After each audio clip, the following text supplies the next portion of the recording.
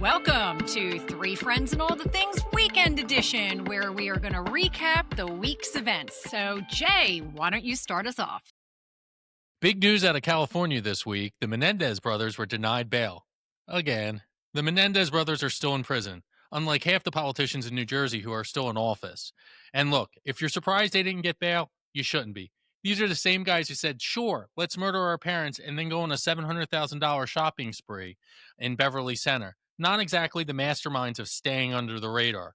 Honestly, the only time the Menendez brothers are getting out of jail is if Netflix runs out a true crime series, and then they'll need them to come out to film a season.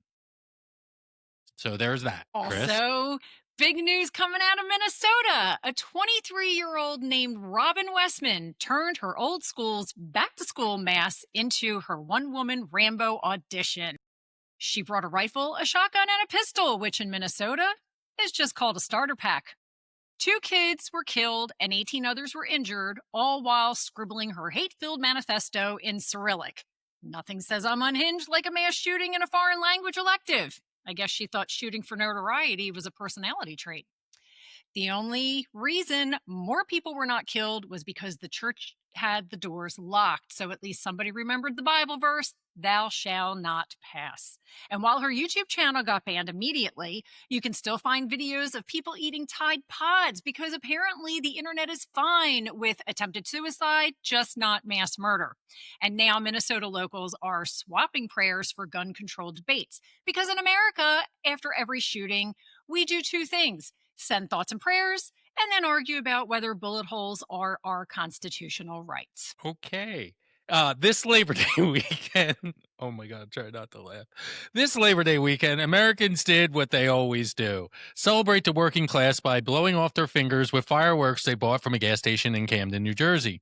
Emergency rooms across the country reported a spike in hand injuries, which doctors are calling it nature's way of saying, please don't reproduce. One man in Florida actually lost 3 fingers while lighting a single firecracker. On the bright side, he now has a perfect excuse of why he can't help anybody move ever. Experts say the majority of accidents come from people holding fireworks too long. Who would have thought? Which is weird because usually these same people have no problems of letting go of job applications, diet plans, or even marriages. Officials remind us fireworks are dangerous and should only be handled by professionals. But since the professionals all called out sick this weekend, congratulations to America for once again turning July 4th's leftovers into Labor Day's Guess Who Has Their Middle Finger Up America plan. Kris? Well, I guess no one will be getting a 5-finger discount after that. So, and in other summer news, barbecue safety tip number 47. Always click the tongs at least 3 times before flipping your burgers.